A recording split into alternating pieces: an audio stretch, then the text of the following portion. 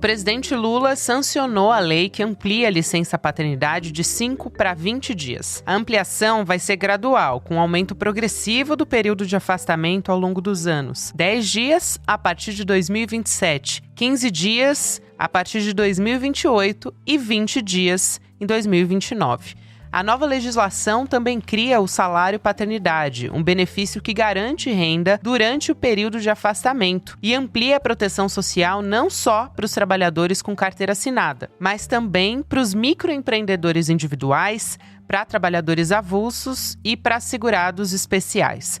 A nova lei joga luz numa questão fundamental na sociedade brasileira: o clamor pela maior participação dos pais na criação dos filhos. Não apenas nas ações de cuidado, mas também de responsabilidade financeira e proteção à infância da criança. Entre janeiro de 2016 e abril de 2025, mais de 1.400.000 crianças foram registradas com o nome da mãe no Brasil. Os dados são da Associação Nacional dos Registradores de Pessoas Naturais e representam 5,57% de todos os nascimentos do país. O abandono paterno é um enorme trauma coletivo. Além de consequências psicossociais, sobrecarrega mulheres sobre responsabilidades afetivas e econômicas. Terça-feira, 7 de abril de 2026.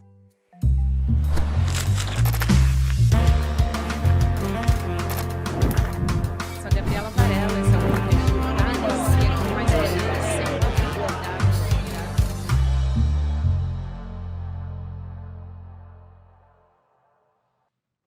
Olá, seja muito bem-vindo, seja muito bem-vinda. Eu sou a Gabriela Varela, está começando o videocast em detalhes no ICL Notícias. Aqui de segunda a sexta-feira, a gente analisa uma temática, uma notícia importante do momento.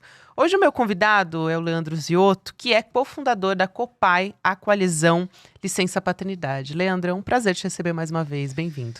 Não, o prazer é meu. Mais uma vez, fico feliz pelo espaço que você está nos dando para a gente falar de um tema tão importante e que o ano passado ainda era um sonho, talvez, né? E agora eu acho que a gente conseguiu concretizar. Então, estou muito feliz de estar aqui para mostrar o ciclo de uma jornada, mas talvez o início só de outros, né? Exatamente. É uma continuidade dessa jornada, né, Leandro? Estou muito feliz de te receber também. Eu acho que a gente pode começar falando dessa sanção pelo presidente Lula, dessa lei que amplia a licença paternidade no Brasil para 20 dias. Só que o principal ponto que tem sido levantado, né, não começa a valer de uma vez, vai ser gradual.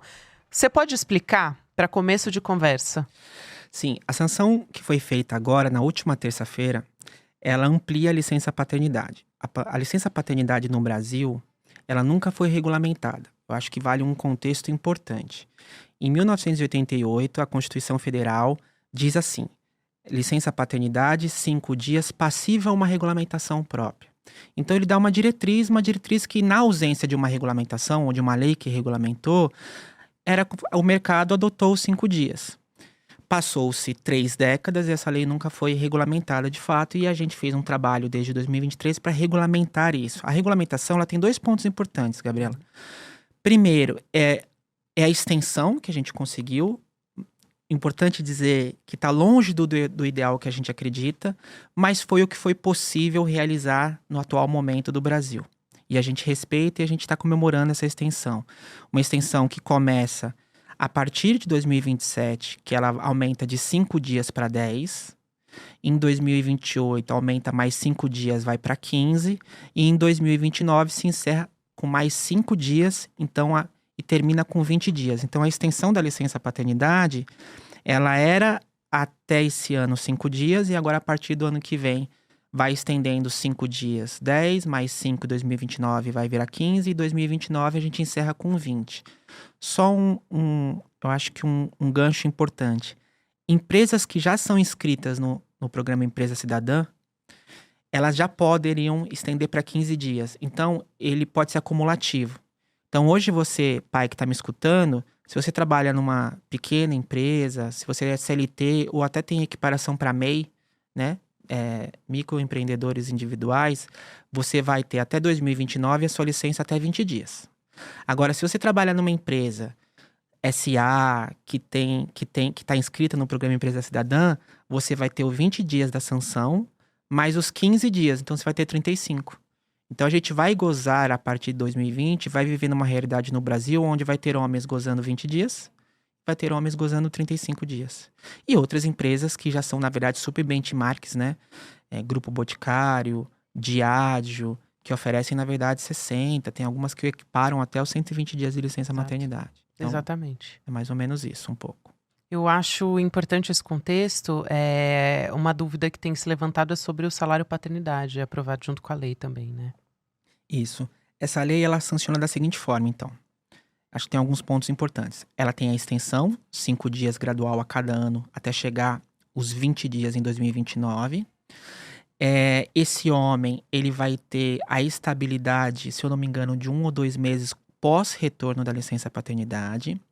Uma outra coisa importante também, se esse homem nascer com um filho com algum tipo de neurodivergência ou deficiência, ele vai ter 1/3 de aumento da extensão da licença paternidade dele.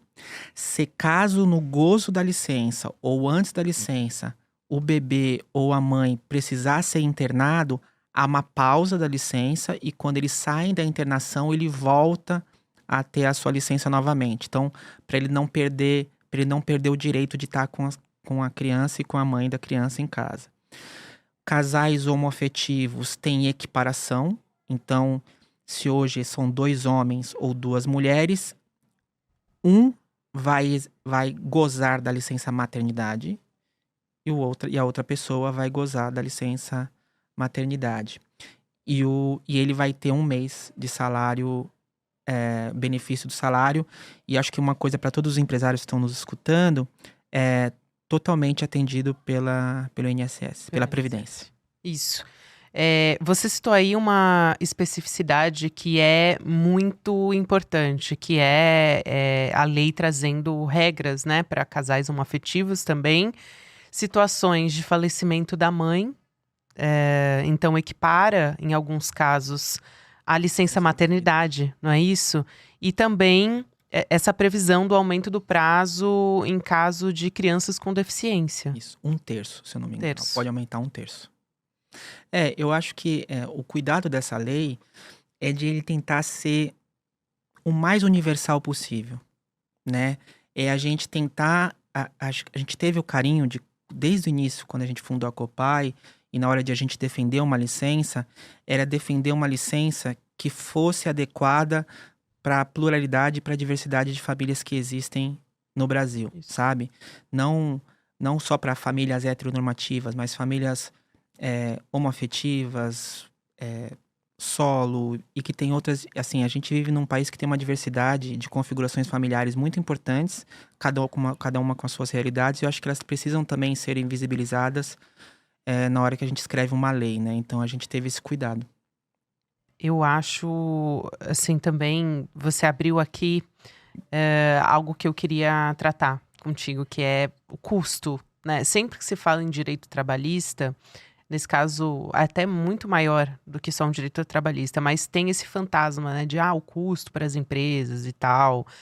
Eu lembro, na Constituinte de 88, também se falava que as empresas iam quebrar por conta da licença maternidade, por conta de se discutir até a licença paternidade, que 5 dias é nada, né? Mas ainda assim se falava sobre isso.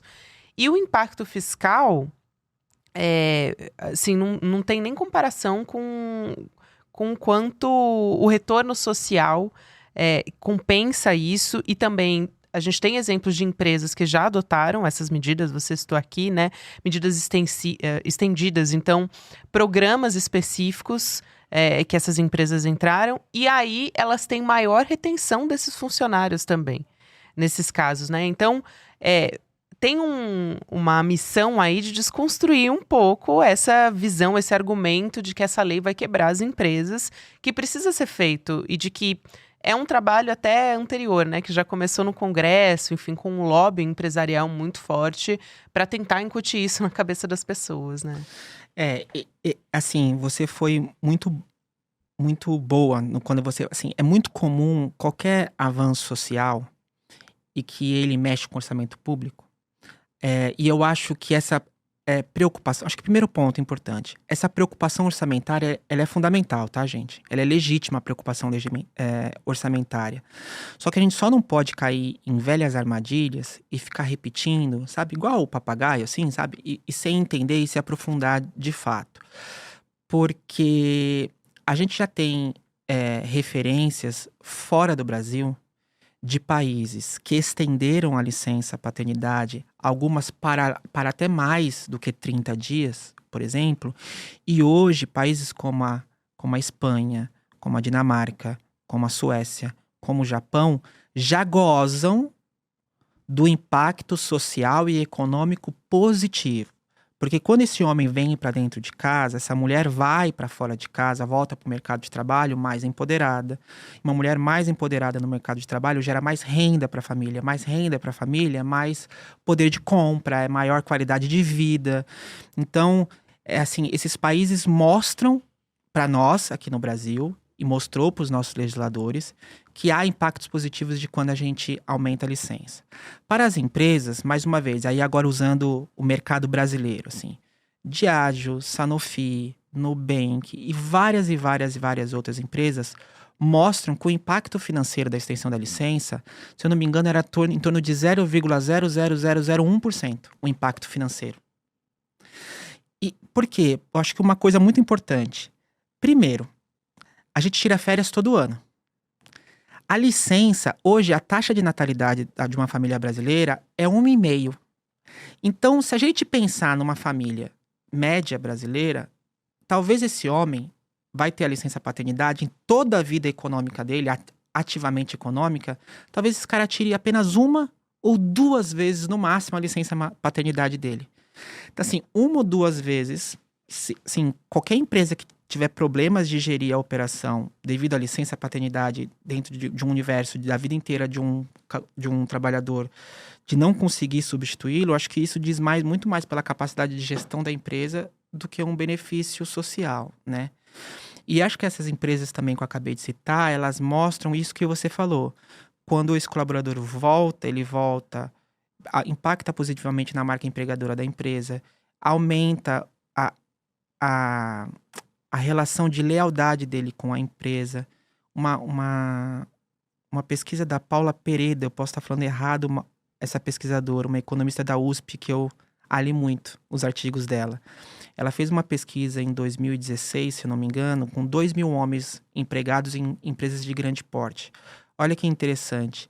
72% desses homens mudaram de emprego depois que tornaram pais, porque eles queriam equilibrar melhor a sua vida profissional e sua vida pessoal.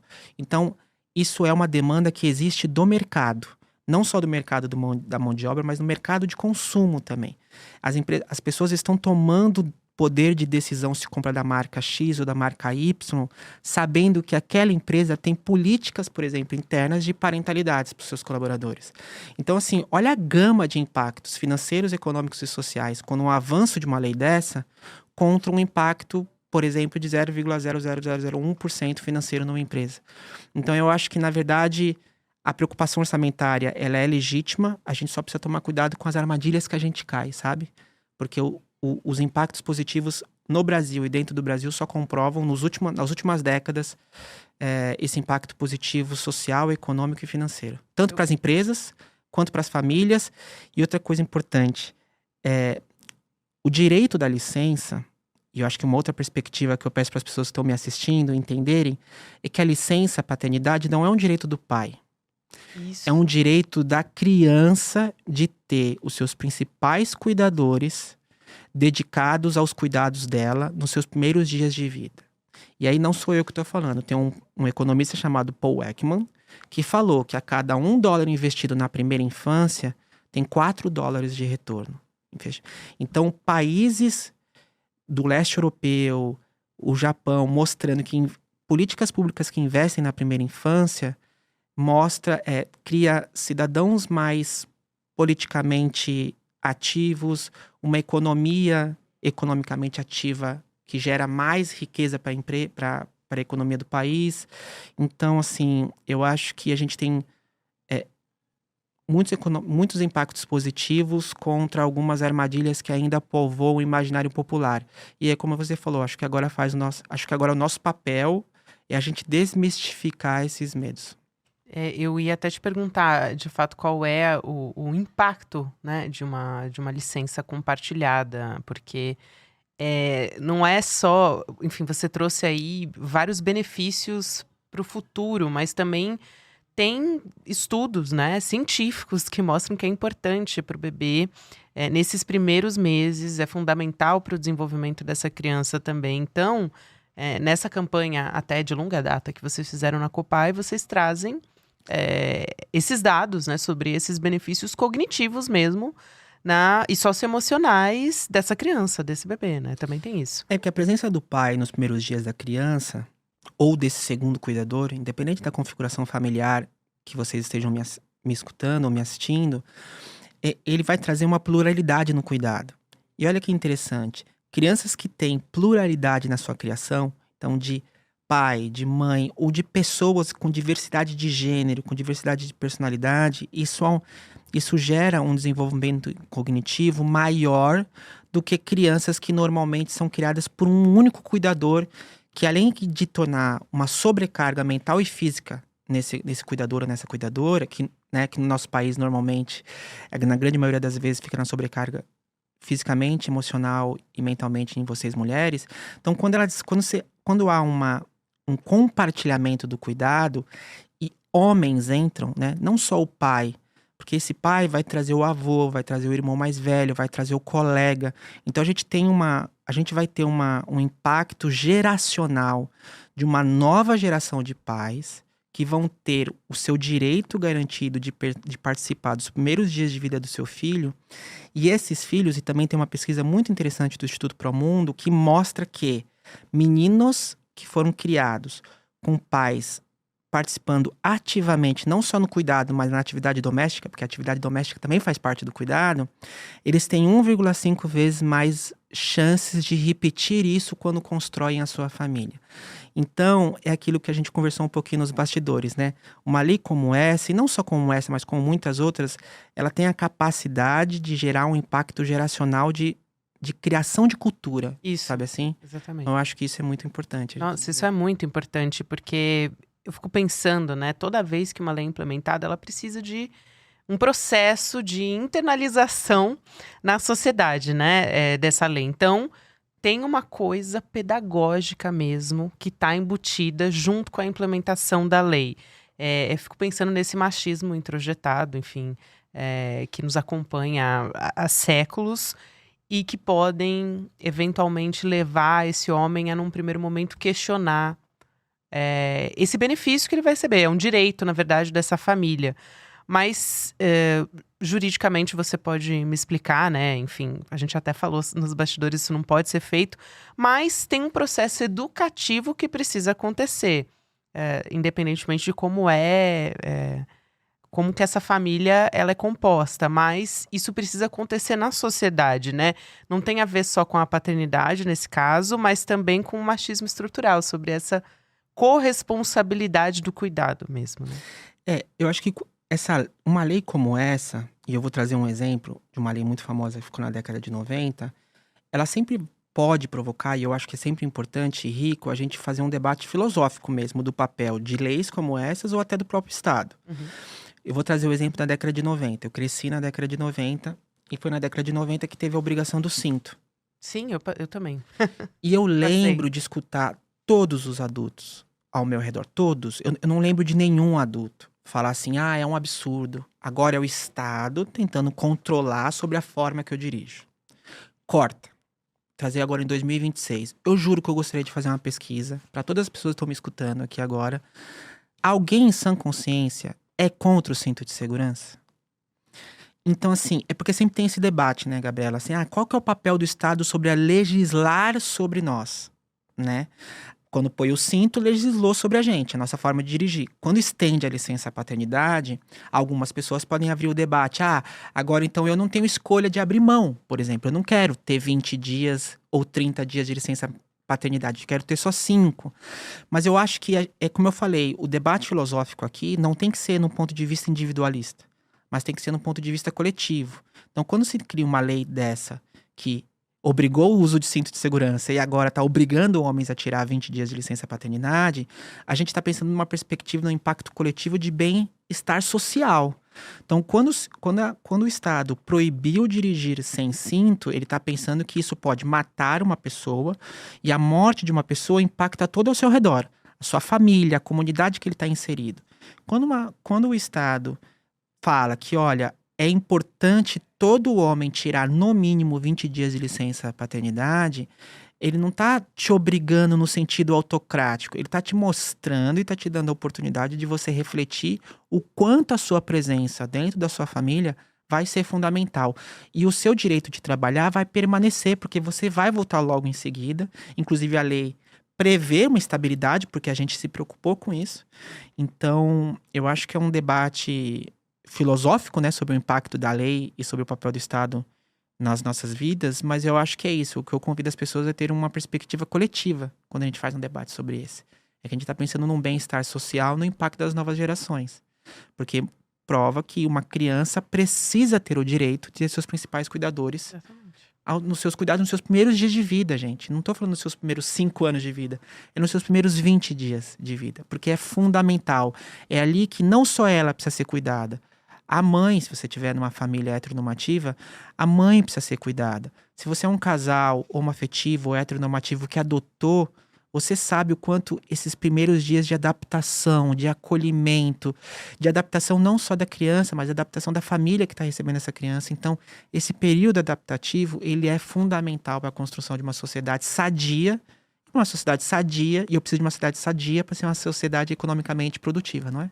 É claro. Então, e uma sociedade só é sadia se a gente aprende a cuidar de nós mesmos. Assim. E eu me lembro, a gente até falou sobre isso na última conversa, de um Datafolha de 2024, que mostra que é uma demanda da sociedade isso também, né? Você tem 76% das pessoas apoiando a extensão da licença paternidade.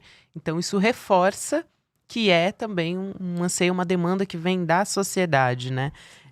E acho que você falou sobre isso, Leandro, mas também citando aqui mais uma vez o quanto essa licença paternidade ampliada ajuda a reduzir essa visão que as mulheres são discriminadas dentro do mercado de trabalho, né? Porque aí elas são vistas... eu vi uma entrevista, uma juíza que foi muito didática falando sobre isso. Agora eu não vou me lembrar o nome dela, né? Um pecado aqui. Mas uma juíza do Rio de Janeiro, ela deu uma entrevista para a CBN em que ela fala a paternidade, o homem ele passa a ser visto como um bônus. Então, ele é uma figura de confiança, ele passa a ser visto, né, como alguém de mais confiança. E a maternidade é um ônus para essa mulher no mercado. Então, ela é vista como um potencial afastamento. O homem não, é o contrário. Então, assim, precisa ter o mesmo peso para essas duas pessoas. Mais uma vez, pensando numa família heteronormativa. Mas isso eu acho que é fundamental, assim, né? Não pode ser um papel marginal na vida do homem, a paternidade. A Margaret Goldenberg, fundadora do Movimento Mulher 360, parceira, super parceira, apoiadora da Copa e uma mulher que eu posso chamar de amiga, né? Ela fala uma coisa que é muito interessante. Em pleno século XXI agora, quando você pega cargos em grandes empresas, normalmente homem e mulher já estão bem equiparados nos cargos de entrada. O grande diferencial que ela chama, se eu não me engano, de degrau quebrado, é quando na faixa dos 30 aos 40 anos, essa mulher se torna mãe, como você acabou de falar, e esse homem se torna pai, que aí é onde começa a ter a maior disparidade de salarial, de capacidade de empreender, da capacidade de gerar uma carreira, é quando se torna pai e mãe. Porque é isso, a sociedade ainda vê esse homem como agora ele é pai, então ele precisa ser até promovido, ele precisa ganhar mais, ele não sei o quê. E essa mulher não, ela vai ser mãe, então agora a gente super apoiou a carreira dela, mas agora a carreira dela está em segundo plano, porque o primeiro é cuidar. E aí eu vou citando uma outra pessoa que eu gosto muito, que é a Vera O'Connell, que ela fala que numa sociedade onde todo mundo faz sua parte, ninguém precisa ficar sobrecarregado. Então, e o presidente Lula fez em tom de brincadeira, mas eu acho que, se você prestar atenção, é um convite pra gente trazer uma reflexão importante, que ele falou assim, nas últimas décadas a mulher saiu para fora de casa para conquistar o mercado de trabalho. Eu acho que talvez seja agora importante nós homens irmos para dentro de casa e ocupar o nosso espaço.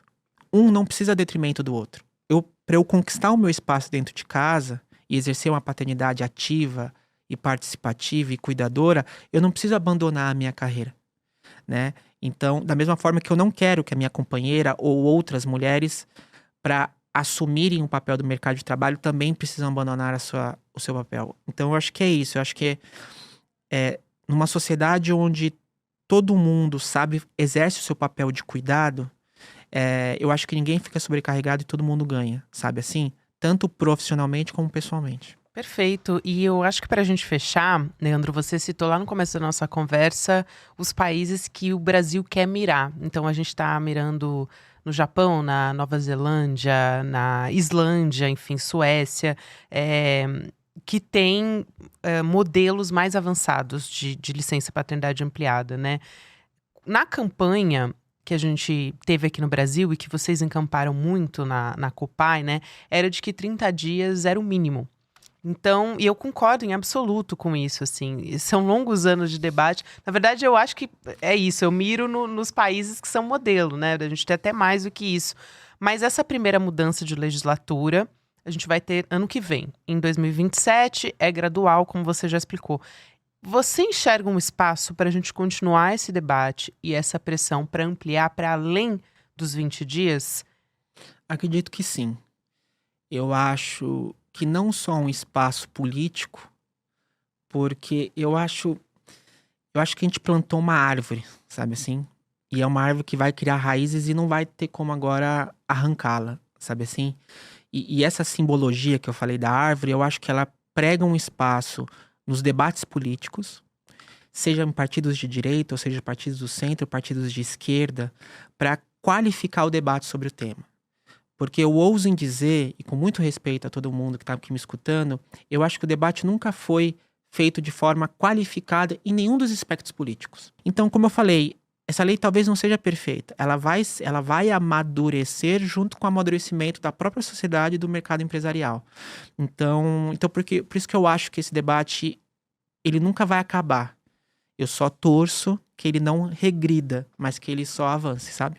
Fundamental essa conversa, Leandro. Obrigada mais uma vez. Que bom que a gente está conversando num cenário em que está se materializando esse sonho, como você disse. Sim, muito obrigada. Imagina, eu que agradeço mais uma vez. Até mais. E eu quero convidar você que está me acompanhando aqui no Em Detalhes para a nossa estreia nessa semana do documentário Vai Pra China, Eduardo. A gente vai colocar aqui na tela para você que me acompanha em vídeo também, para você que já acompanhou o Vai Pra Argentina, o Vai Pra Cuba.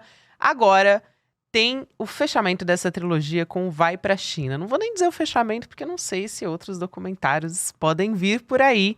Mas esse sobre a China vem num momento importantíssimo em que a China é uma peça-chave no cenário da geopolítica global, numa avalanche de desinformação também, de disputa geopolítica. Então, vamos falar a respeito disso, desmontando essas falsas narrativas. O Edu também vai trazer pra gente nessa estreia um debate. Você vai acompanhar com a gente essa estreia que é internacional também, no dia 12 de abril, que é domingo, 8 horas da noite. Então já vai se preparando, reserva esse momento na sua agenda, essa sessão de cinema desse documentário nesse final de semana. Tem direção da Juliana Baroni e vai chegar a exibição num evento especial que você pode garantir o seu ingresso gratuito em detalhesicl.com.br. Garante sua vaga, você não vai se arrepender, eu te garanto. E a gente continua na nossa programação com o Mercado Investimentos, depois o Rolê ICL, e você pode ouvir o Em Detalhes em qualquer momento do seu dia nas plataformas de áudio. Tem conteúdo novo de segunda a sexta-feira. Até amanhã. Turma, olha só essas cenas do nosso documentário sobre a China. Bora conhecer uma das empresas de tecnologia mais bombadas da China? Vem comigo conhecer a Deep Robotics. Our robotic dog has many applications. They can entertain people, take care of old people by monitor his condition. They can help the people to prevent their home from stealing. The robot can patrol and inspect for a certain residential area or inside the factory to check if there are any potential fire is just happened.